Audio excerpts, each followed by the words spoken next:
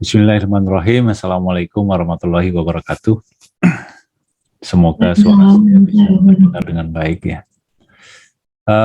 Saya kira kalian sudah menerima pesan dari saya bahwa dalam kuliah saya itu selalu saya rekam dulu materinya, kemudian saya upload di YouTube, kemudian Anda tinggal mempelajari, menyimak, kemudian dalam kuliah kita bisa diskusi. Mungkin Anda bertanya kenapa saya menguploadnya di YouTube bukan di mana, bukan di LMS atau di mana. Karena file videonya itu sebenarnya ukurannya besar ya, sampai 1 giga lebih. Dan YouTube itu punya fitur untuk mengkompres sehingga ukurannya menjadi lebih kecil, jadi menghemat kuota Anda. Jadi oleh karena itu kalau Anda menerima YouTube untuk materi kuliah saya itu baiknya Anda download saja sekali, maka nanti Anda tonton offline. Itu akan lebih efisien dalam penggunaan kuota. Ya. Jadi saya download dulu, kemudian baru nanti saya simpan di Google Drive. Kalau saya langsung simpan di Google Drive itu ukurannya besar. Oke, baik. Topik kita adalah dekomposisi ya. Saya kira dari slide yang saya sampaikan itu Anda sudah mempelajari bahwa dalam problem solving ini ada 4 pilar ya di dalam computer thinking, yaitu ada dekomposisi, ada abstraksi, ada pattern recognition, dan ada algoritma atau algoritma. Nah, pada kesempatan ini kita lebih banyak mendalami tentang dekomposisi. Dan ini sudah saya jelaskan di kuliah. Jadi pembagian kuliah kita adalah pertemuan kelima ini adalah dekomposisi. Jadi kita sudah memahami apa itu dekomposisi ya. Jadi ada kata kunci dari slide maupun rekaman yang sudah saya sampaikan bahwa dekomposisi ini adalah membagi atau menguraikan. Saya kira jangan menguraikan ya, jadi membagi atau melihat struktur dari suatu problem. Jadi kalau melakukan dekomposisi itu bisa berarti problem itu kita bagi menjadi sub-sub problem, kemudian masing-masing kita selesaikan, atau bisa juga dekomposisi itu berarti melihat struktur dari suatu problem. Nah, oleh karena itu, sebelum kita lanjutkan kuliah kita ini ke topik yang selanjutnya, apakah ada pertanyaan atau hal yang ingin Anda diskusikan? Silakan. Baik, kalau tidak ada, saya lanjutkan ke contoh startup manpower problem. Oke. Sudah terbaca di slide Anda ini, di layar Anda? Sudah ya? Oh, sudah Pak. Sudah. Mohon responnya. Sudah Pak. Sudah ya? Oke, baik. Jadi dari problem ini bagaimana Anda melakukan mendefinisikan problem ini. Jadi di topik pekan lalu kan defining the problem ya. Jadi mengenali struktur, goal-nya apa, kemudian informasinya apa, kemudian dengan melakukan dekomposisi Anda bisa memformulasikan persoalan ini. Ada yang mau resen, siapa yang bisa menyelesaikan ini? Silakan. Siapa? Oke. Nah, Narifa Andita Lazari. Ya. Iya Bapak. Silakan. Oke. Izin menjawab. Itu kan diketahui dari bacaan ini, mereka tahun pertama itu punya 10 karyawan. Tahun berikutnya, tahun kedua itu mereka punya 15 karyawan. Dan kita juga untuk menghitung jumlah karyawan pada tahun berikutnya itu bisa digunakan cara 2 kali dari jumlah karyawan pada tahun sebelumnya, lalu dikurangi lagi dengan jumlah karyawan pada 2 tahun sebelumnya. Ya. Nah, berarti untuk mencari jumlah karyawan pada tahun ketiga kita bisa menghitung Jadi hitungannya itu 2 dikali jumlah karyawan pada tahun sebelumnya kan ada 15 karyawan. Hasilnya 30 terus dikurangin sama jumlah karyawan pada 2 tahun sebelumnya yaitu 10 karyawan. Berarti didapat jumlah karyawan pada tahun ketiga itu sebanyak 20 orang. Berarti tahun pertama itu kan 10, tahun kedua itu jumlah karyawannya 15, tahun ketiga ada 20 orang. Nah, itu membentuk barisan aritmatika dengan beda karyawan setiap tahunnya itu ditambah sebanyak 5 orang. Berarti pada 15 tahun yang akan datang, berarti dari situ kita bisa menghitung. Sebentar Bapak, saya baru nemu sampai bedanya doang Pak.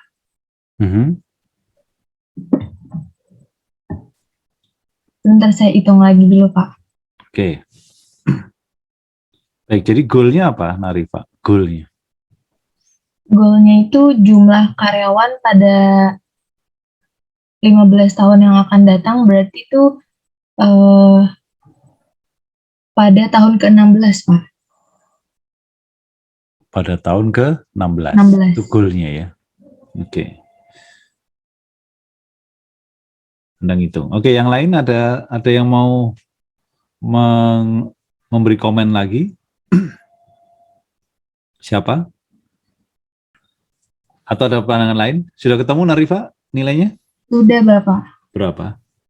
Jumlahnya di tahun ke-16 itu ada 85 orang. 85 orang. Anda dari mana dapatnya? Saya ngitungnya pakai rumus aritmatika. Kalau misalnya UN itu A tambah N-1 dikali bedanya. A-nya itu adalah jumlah karyawan UM? di tahun pertama. UN Sama dengan N dengan atau M? N, Pak. Oh, N, maaf. Ya. Gimana ngapusnya? Bentar. Oke. UN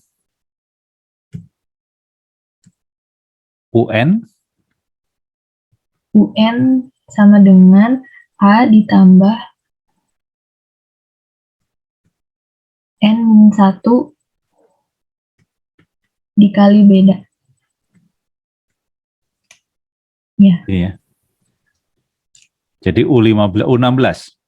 Iya, U16. Sama dengan A-nya itu adalah jumlah karyawan di tahun pertama itu ada 10 orang. 10. Ditambah N-1 itu 15. Oke. 15 dikali tadi bedanya itu 5 karyawan per tahun. Jadi sama dengan 85. Iya. Oke.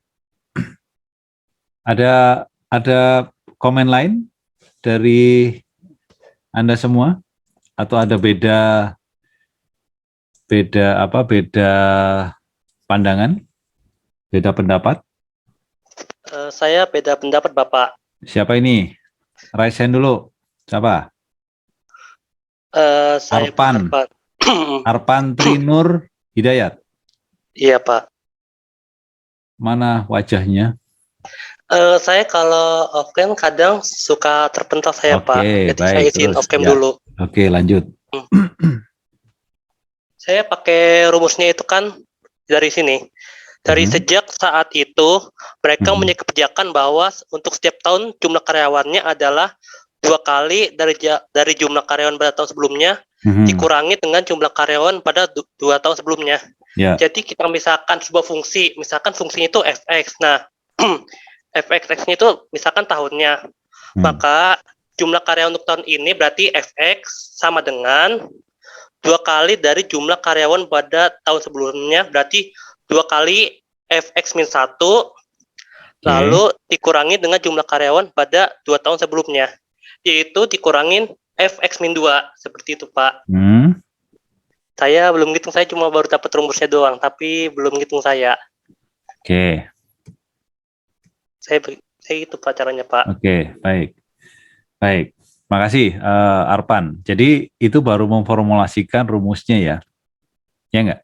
Itu selalu, jadi kalau kita itu membaca soal atau apa gitu, itu mungkin kita jangan hanya memandang gitu ya, mungkin langsung kita ambil kertas, kita ambil coret-coretan. Dan kita paham bahwa di dalam memahami persoalan, dalam kuliah pada pekan keempat, dalam defining the problem, itu kita mencari struktur dari problem ini apa. Ya, pertama kita cari goal-nya. Jadi benar tadi yang disampaikan oleh Narifa bahwa kita goal-nya itu ini. Adalah investor yang menanyakan jumlah karyawan jika perusahaan tetap berdiri pada 15 tahun yang akan datang. Jadi ini ada 15 tahun yang akan datang. Itu adalah struktur pertama atau goal dari problem ini adalah mendapatkan itu. Kemudian kita cari batasan, kita cari informasi.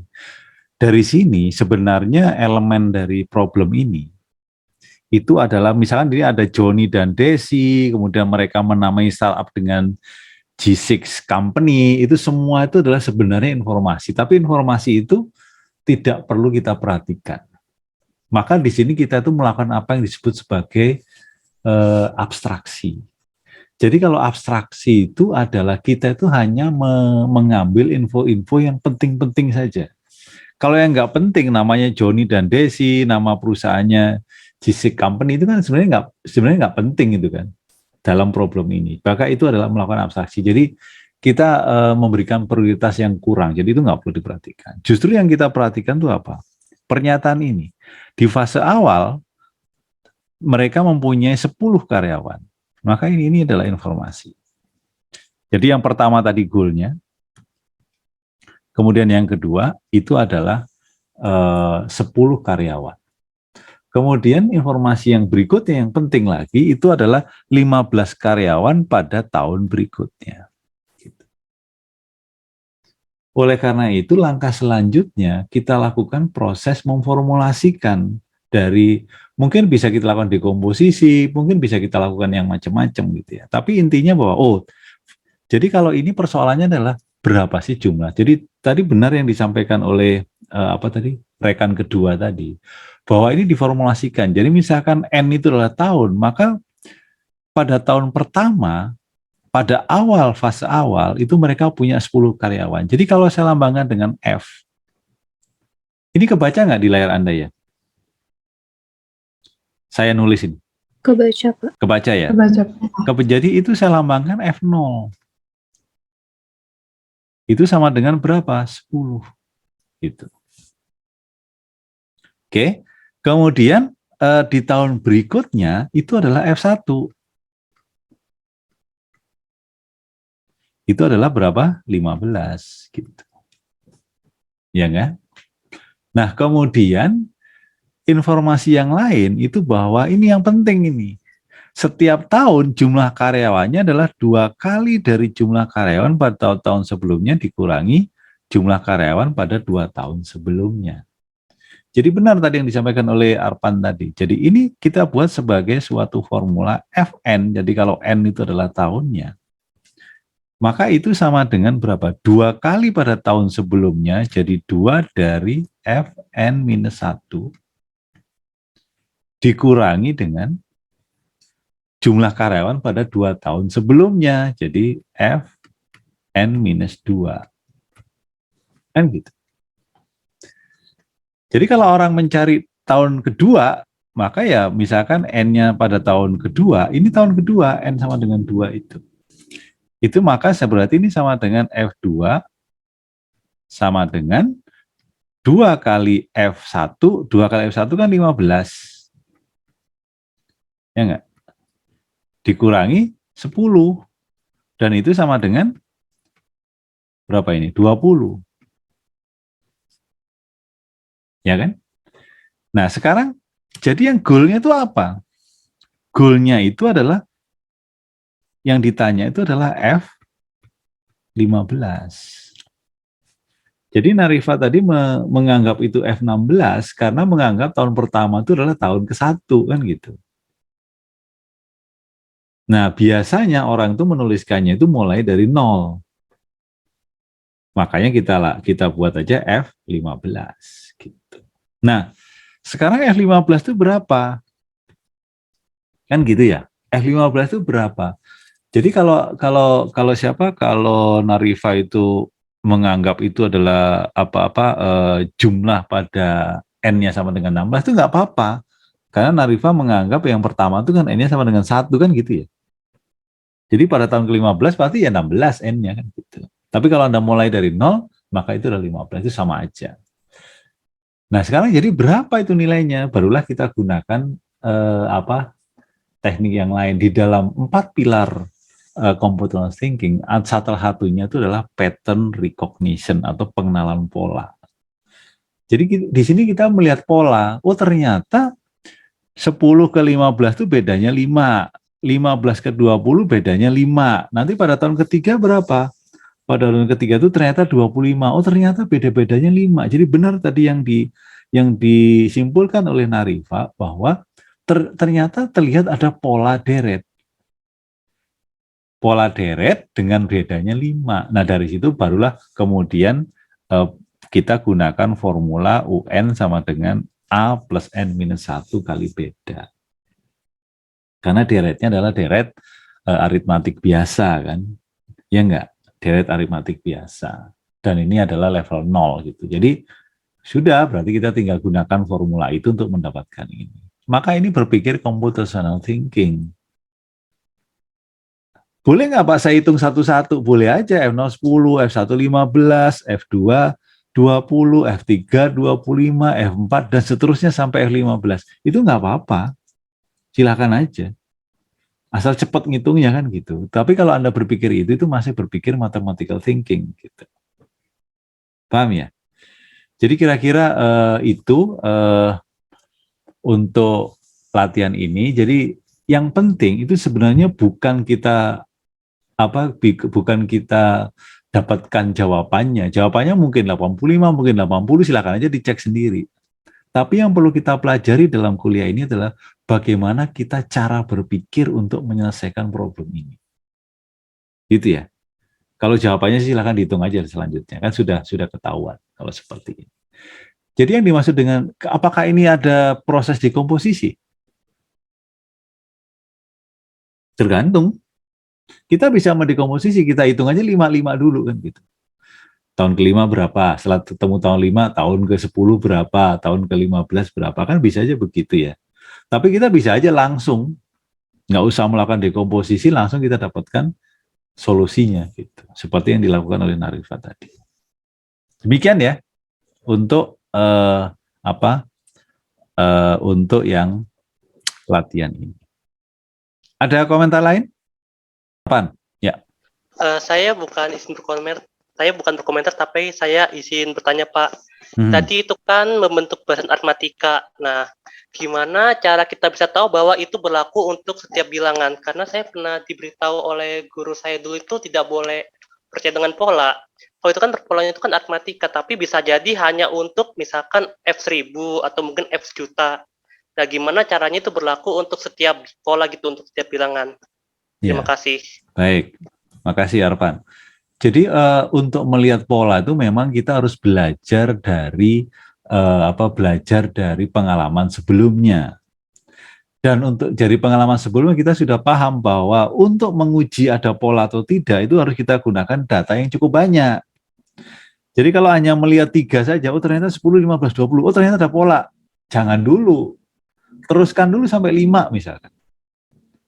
Teruskan dulu sampai 5. Ternyata sampai 5, 6 kok 5 ya bedanya. Ya sudah langsung, itu pola. Gitu. Ya, itu pola. Dan saya kira ini polanya itu kalau kita lihat juga bahwa formula yang ada itu bahwa Fn sama dengan 2 Fn-1 dikurangi Fn-2 itu adalah formula polinomial biasa. Nggak ada pangkat-pangkatnya kan, nggak ada macam-macamnya kan. Ya udah, maka itu dengan data yang sedikit saja, dengan 5 saja sudah cukup. Nah, dari mana saya kok bisa menyimpulkan dengan 5 saja sudah cukup kalau itu adalah polinomial biasa? Itu dari pengalaman, dari pembelajaran sebelumnya gitu. Makanya computer thinking itu adalah kalau kita sudah terbiasa dan sering melihat model-model begini, maka kesimpulan kita itu umumnya adalah benar gitu. Gitu ya. Oke, baik. Sekarang kita lanjutkan. Ya. Ini asa otak yang mungkin Anda sudah pelajari. Terbaca di layar Anda? Terbaca. Ya. Oke. Baca. Oke, nah bagaimana menyelesaikan problem ini dengan melakukan proses dekomposisi tadi? Kalau ini bisa kita lakukan dekomposisi. Coba. Prilia Restu Kemaladewi. Prilia Restu Kemaladewi. Silakan. Ya Pak, kalau dekomposisi itu kan ibaratnya kayak nganalisis satu-satu juga ya Pak. Kalau saya ngelihatnya dilihat dari yang paling pendek, paling cepat nganalisisnya gitu, yang paling cepat kelihatan perbedaannya gitu Pak. Misalnya dari depan 1101011000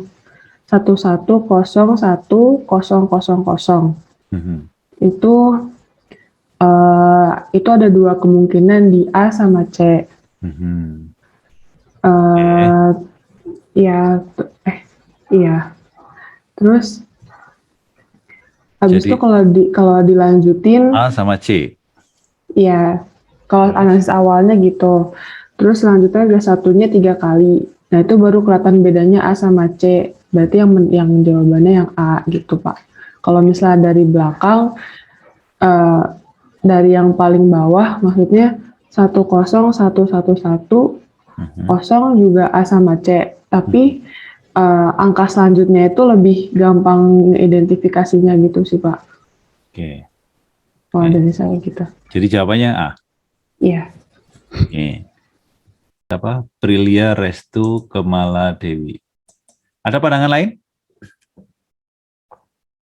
Anggita Kalau Nurisa. saya, iya, kalau saya itu tuh kalau misalnya kita hitung kode 110 itu tuh ada 16. 110 100 100 100 itu ada 16. Sama kayak gambarnya itu, sama kayak kotaknya. Ya. Itu kotaknya totalnya ada 16. Terus kalau misalnya dihitung yang di bawah itu ada berapa ya? Bentar, saya hitung dulu, Pak. 5 kali 7, 5 kali 6, 30. Ada 30, terus samain aja ininya, patternnya kayak yang di atas. Kalau yang di atas itu kalau yang satu itu kotaknya warna hitam, yang 0 itu kotaknya warna putih. Terus kalau yang bawah juga sama. Jadi 0, mungkin jawabannya yang mana ya? Yang A juga benar. Iya. Kayak gitu sih, Pak. Oke, makasih. Oke, jadi ini saya kira jawabannya sudah benar ya. Nah, untuk menyelesaikan ini kan sebenarnya sama seperti problem mencari bilangan terbesar dari 49 bilangan seperti yang ada di slide yang saya jelaskan itu ya. Jadi kalau kita melihat itu pada slide yang sebelumnya, itu kita bisa melihat yang slide yang ini nih. Nah, yang ini. Ini kan proses dekomposisinya mencari bilangan terbesar dari setiap kolom gitu kan, ya enggak? Ya toh, pada proses ini. Nah, untuk untuk kasus yang ini itu menyelesaikan problem ini tetap saja. Jadi pertama itu adalah kita goalnya apa sih ini dulu. Goalnya itu adalah untuk mengecek gambar mana yang cocok dengan kode yang diberikan kan gitu ya. Jadi kode yang diberikan kan ini. Maka gambar mana yang cocok dengan kode yang diberikan itu. Nah, kemudian dia memberikan contoh. Nah, contohnya tadi yang disampaikan tadi ini adalah misalkan ini 1101 dan seterusnya. Ini contohnya yang ini kan. Itu kita lihat gambar yang ini. Itu kan. Nah, ternyata membacanya kan baris per baris dari kiri ke kanan semua. Itu harus kita perhatikan. Jangan sampai Anda itu salah.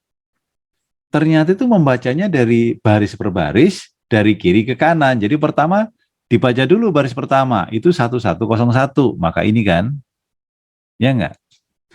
Terus 0010, itu yang ini.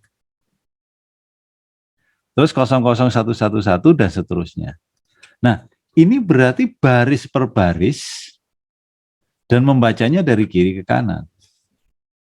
Gitu kan? Itu harus Anda pahami betul yang itu dulu itu.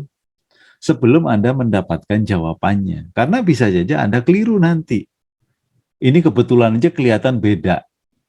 Tapi kalau nanti tiba-tiba gambarnya simetris, itu nanti Anda harus paham betul ini dari kiri ke kanan ataukah searah jarum jam atau bagaimana gitu. Ya, itu harus Anda perhatikan.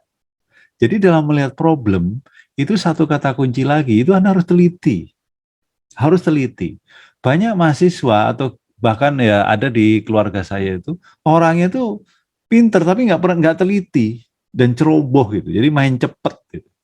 Maka itu juga bahaya dalam menyelesaikan suatu problem. Oleh karena itu, gambar mana yang cocok dengan ini tadi Prilia sudah menentukan. Jadi kalau membaca ini semua, kalau sudah kita lakukan dekomposisi, maka kita cari yang penting-penting aja, yang nggak penting nggak usah kita perhatikan. Gitu.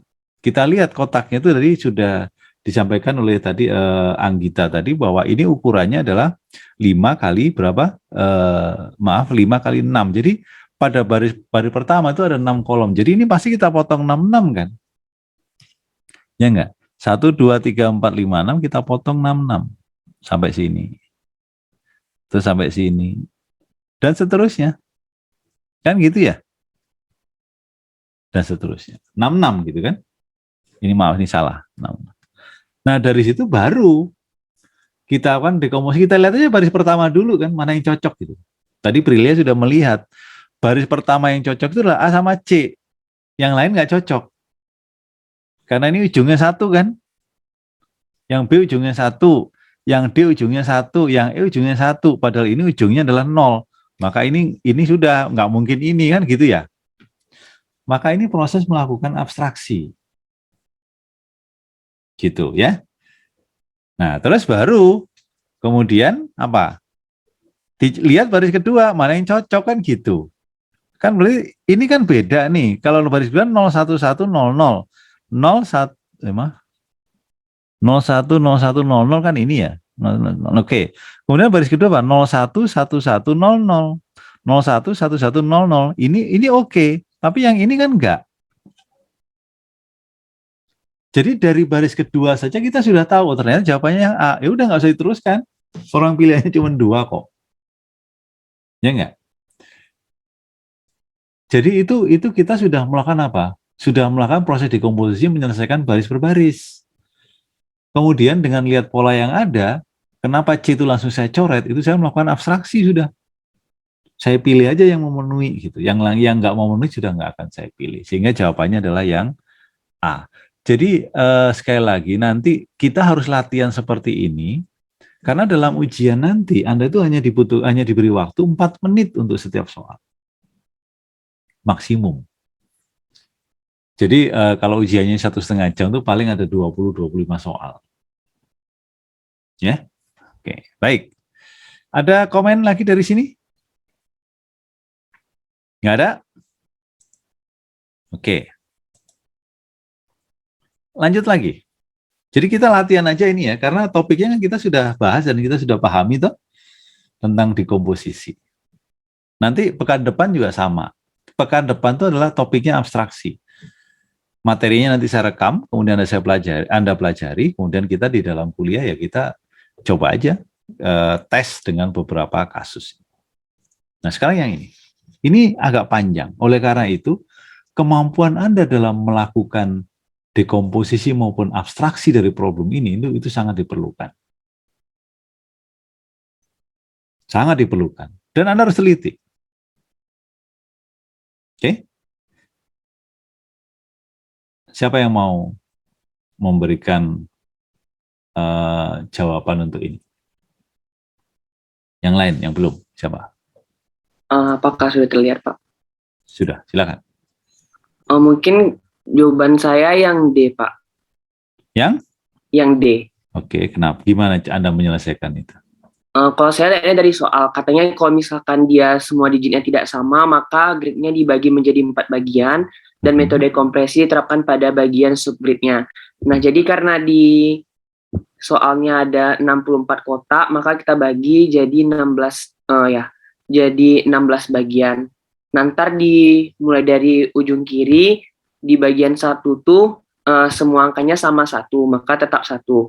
Terus lanjut ke kanan karena dia disuruh searah jarum jam, juga 1 semua jadi 1. Terus lanjut ke bawahnya juga 1 semua jadi 1. Terus untuk yang paling bawah, karena itu berbeda, kita mulai dari searah jarum jam, yaitu dari yang paling bawahnya ntar kita bagi 4 bagian lagi Pak kalau saya. Ntar nanti jadinya di ujung kiri tetap 1 semua, terus dimulai 1 0 1 1, terus di bawahnya 1, di paling ujungnya 1. Oke. Gimana ya jelaskannya? Oke, gini aja. Saya tanya kepada Rehan Randika ya. Kalau Anda memandang problem ini, strukturnya itu apa aja?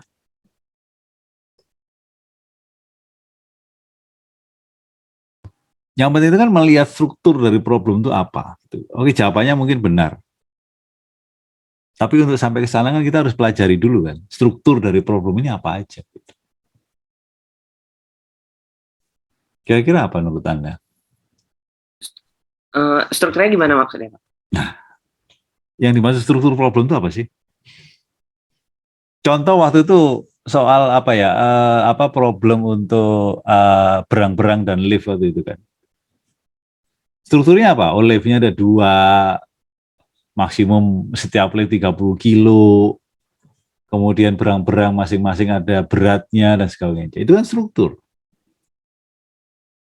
Kalau ini strukturnya apa ini? Oh, strukturnya kalau misalkan semua digitnya di dalam grid itu 0, maka hasilnya 0 gitu ya Pak. Oke.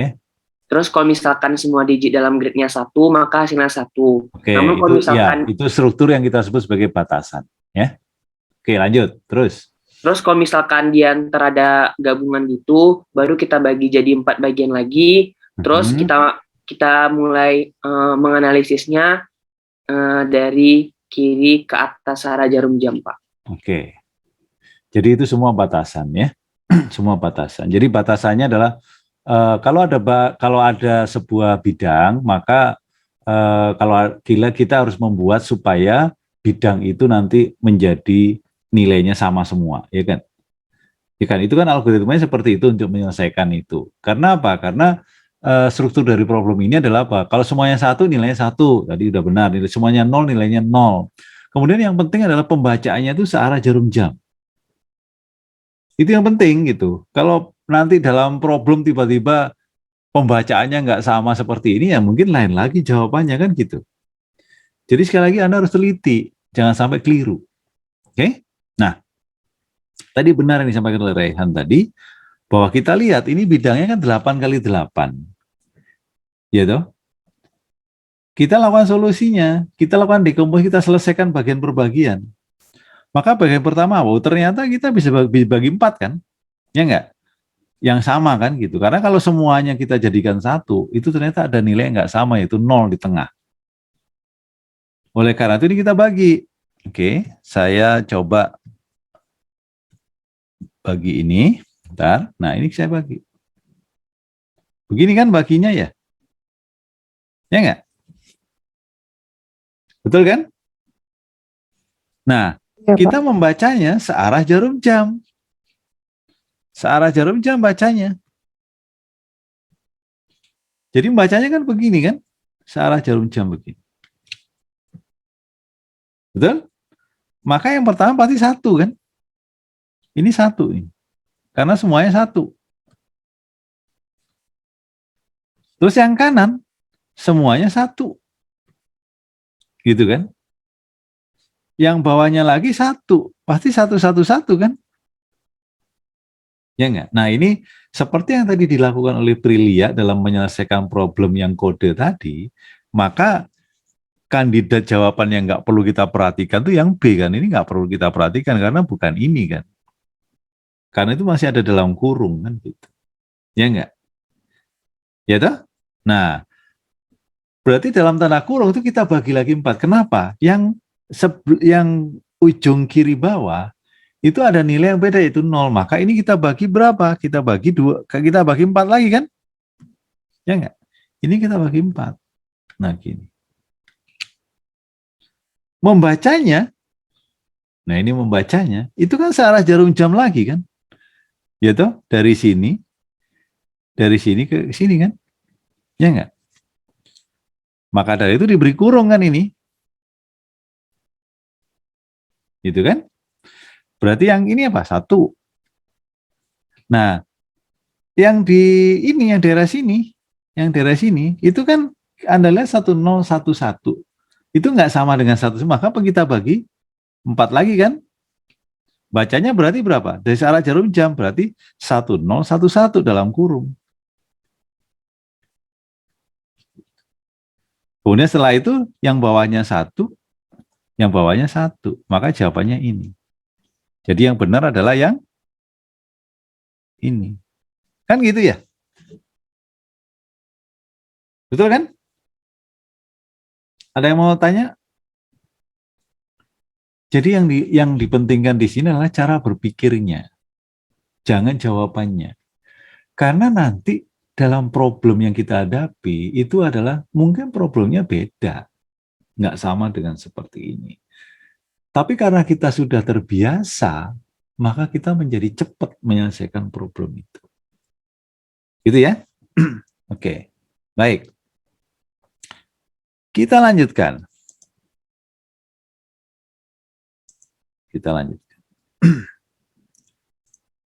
Lampu nih.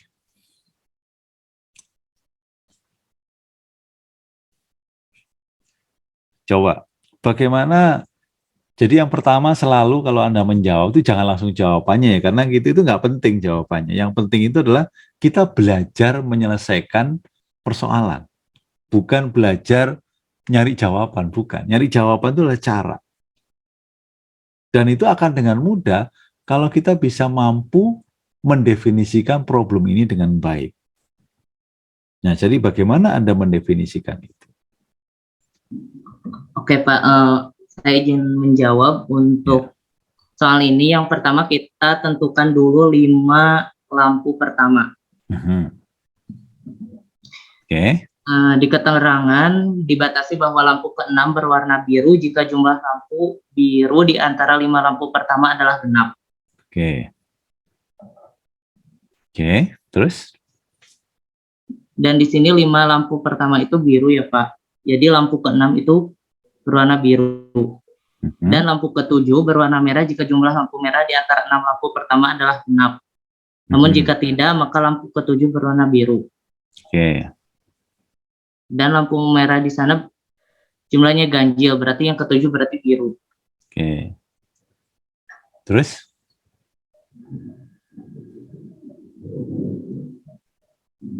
Lalu lanjut? Sebentar, Pak. Hah?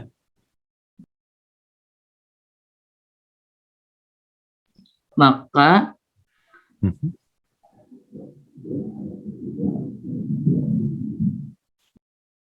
Firman Tahayasin, tunggu dulu sebentar. Ini gimana?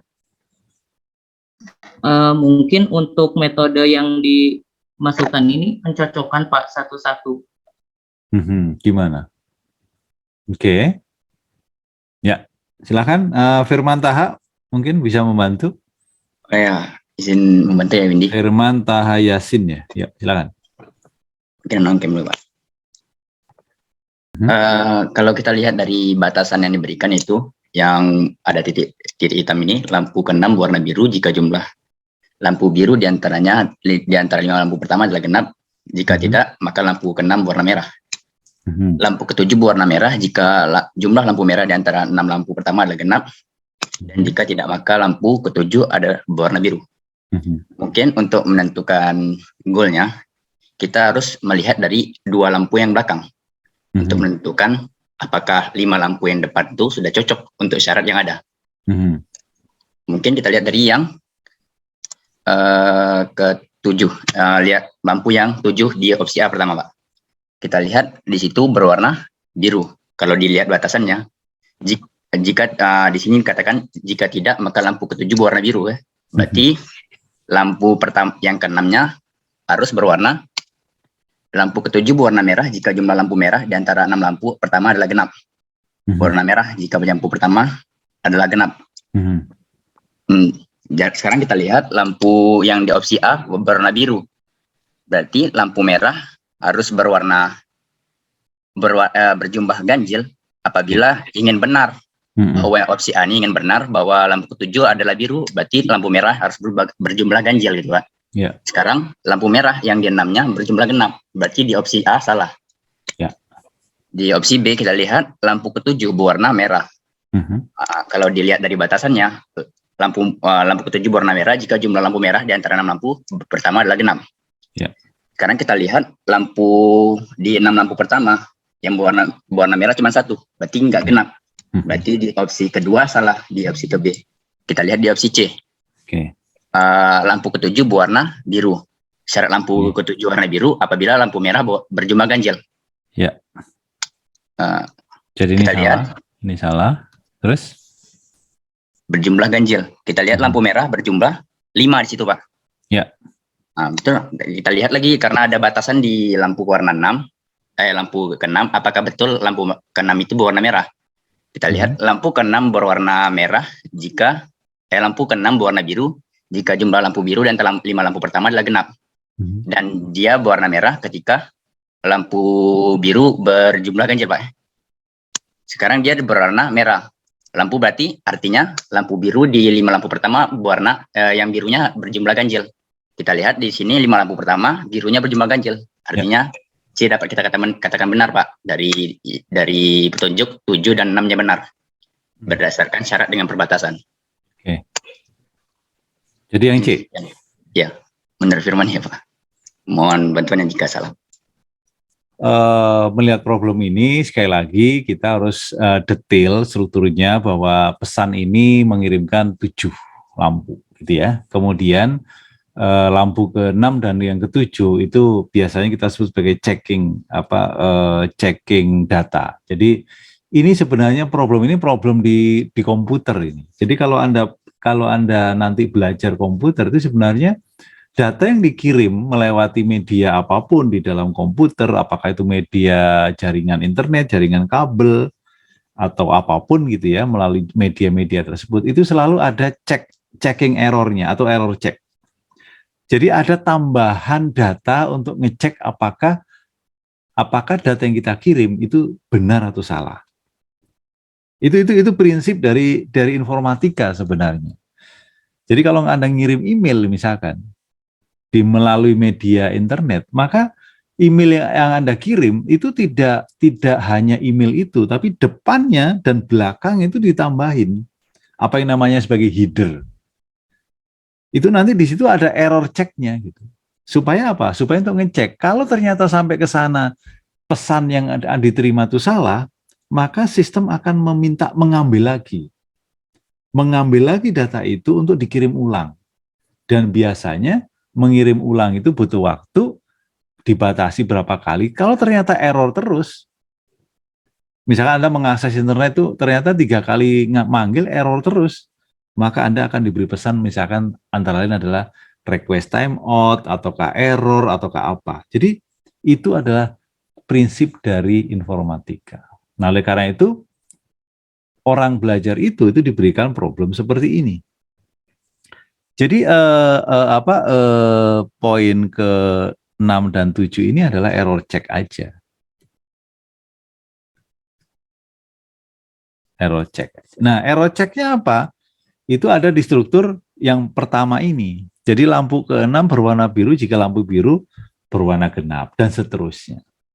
Maka dari itu, tadi benar yang disampaikan oleh Firmanta tadi dan satu lagi, itu adalah kita melakukan observasi, kita seleksi satu-satu. Seleksi satu-satu. Nah caranya bagaimana supaya cepat? Itu Anda melakukan optimasi sebenarnya dalam menjawab. Jadi Anda melakukan abstraksi, kita pilih yang penting-penting aja, yang nggak penting nggak usah kita perhatikan. Gitu.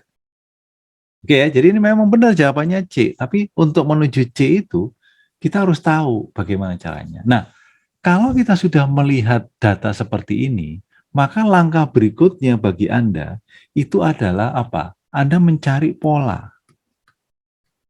Ada nggak sih polanya yang ada itu? Ada nggak sih pola tertentu dari kasus ini? Bagaimana kalau itu salah dan bagaimana kalau itu benar? Anda cari polanya. Untuk apa saya cari pola? Supaya nanti kalau ketemu dengan problem yang lain kita bisa cepat. Ini kebetulan Anda menggunakan 7 bit atau 7 data lampu. Kalau dalam komputer itu kan misalkan biru itu warnanya angkanya 1, merah itu angkanya 0. Dan itu biasanya kan bilangan binary. Makanya bilangan binary, sekumpulan bilangan binary itu kan masing-masing binary itu kan ada digit biner dan itu biasanya kita namakan sebagai bit atau singkatan dari binary digit binernya itu. Nah, pada kondisi seperti apa data itu benar, pada kondisi apa seperti data itu salah. Itu Anda cari polanya. Sehingga nanti kalau dalam soal misalkan yang diberikan tuh enggak 7 tapi 15, Anda bisa cepat. Kalau diberikan 16 misalkan, Anda bisa cepat. Kenapa bisa cepat? Karena saya udah tahu polanya. Gitu. Ya. Nah, ini kenapa 7 ya mungkin karena problemnya supaya kita paham saja bahwa problemnya seperti ini. Tapi nanti dalam problem sebenarnya kita tahu kan komputer itu kan basisnya berapa? Basisnya kan 8, 16, 32, 64 bit. Sekarang kan komputer yang paling terbaru kan 64 bit kan.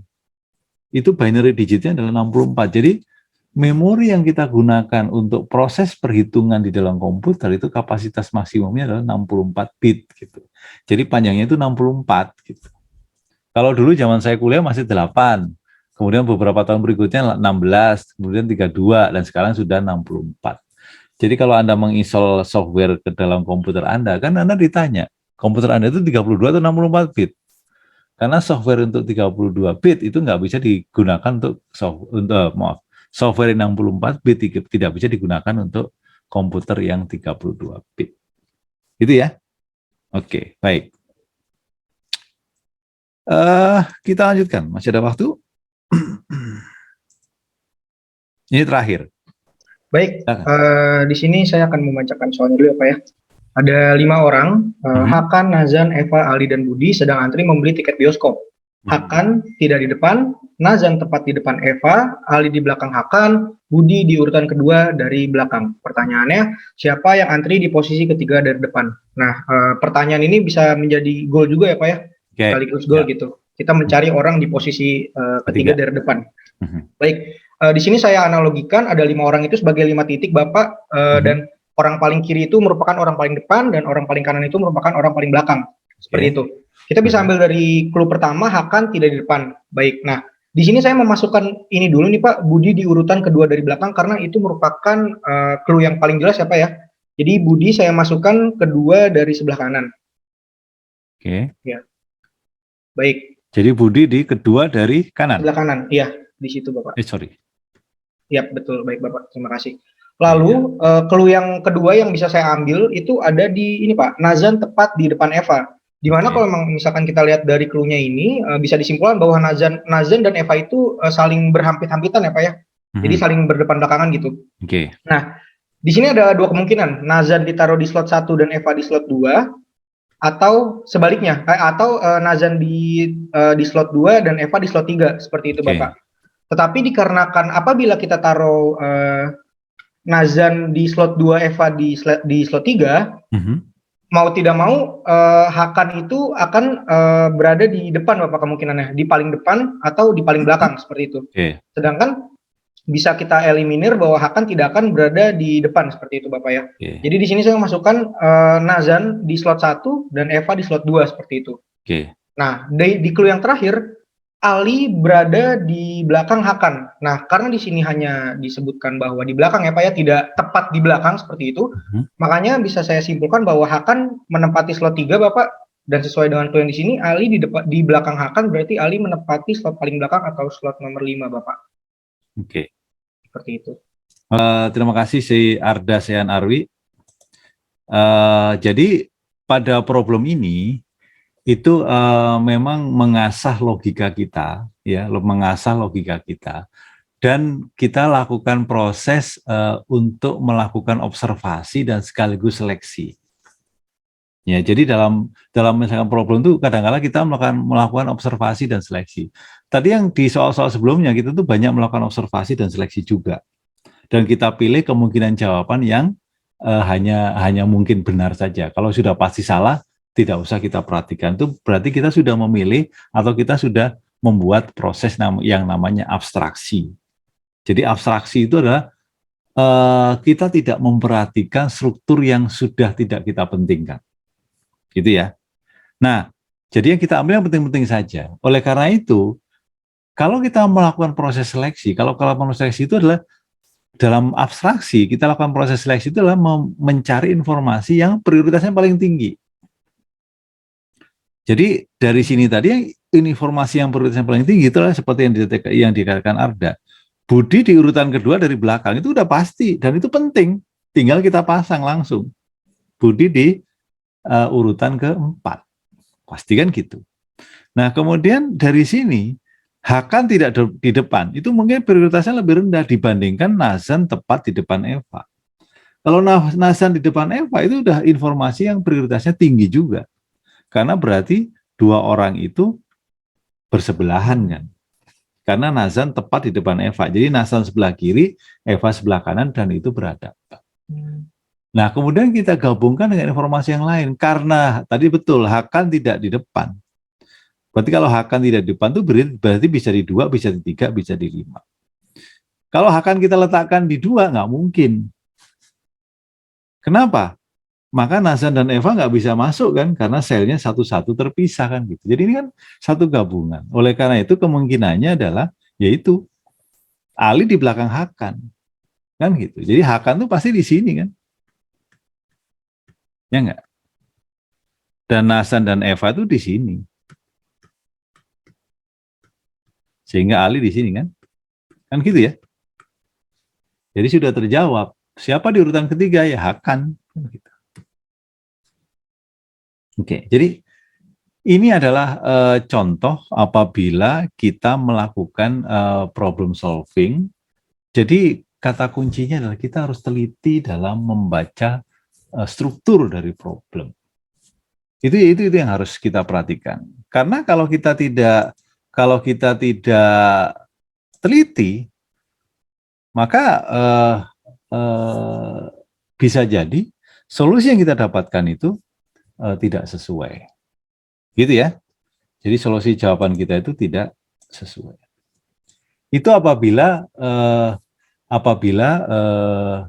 kita tidak teliti dalam melihat struktur. Jadi kalau melihat struktur itu harus detail semuanya gitu. Jangan sampai ada yang kita lewatkan.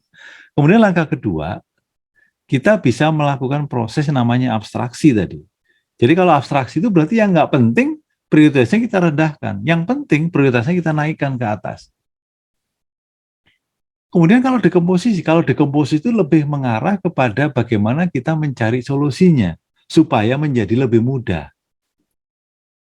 Contohnya tadi yang digit biner atau yang tadi kode dan segala macam kita selesaikan baris per baris, itu adalah kita melakukan proses dekomposisi. Tapi untuk soal terakhir tadi, antrian, kita nggak perlu melakukan proses dekomposisi karena satu proses ini nggak bisa kita bagi lagi menjadi beberapa bagian yang bisa kita pecahkan satu-satu kan gitu. Ya, jadi AADP yang 4 pilar dalam computer thinking itu bisa jadi yang kita pakai hanya sebagian. Dan urutannya nggak harus sama. Kita bisa tiba-tiba mencari pola, bisa jadi. Oke, jadi itu bukan urutan dan bukan semuanya harus kita pakai. Itu inti dari pilar computational thinking. Dan dari latihan ini kita bisa melihat bahwa kita bisa mempelajari bahwa dalam menyelesaikan problem kita harus sering latihan.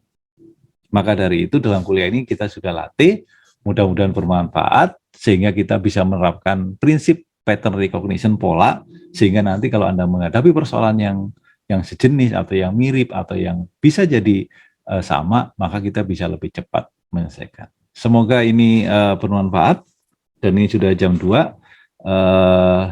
Sekali lagi tetap terus latihan ya, dan kalau ada pertanyaan silakan nanti bisa Anda tulis email ke saya, Anda bisa tulis di chat pertanyaan itu, nanti saya usahakan untuk saya bisa jawab dengan sebaik-baiknya. Saya kira demikian, tetap jaga kesehatan. Saya tutup mata kuliah ini.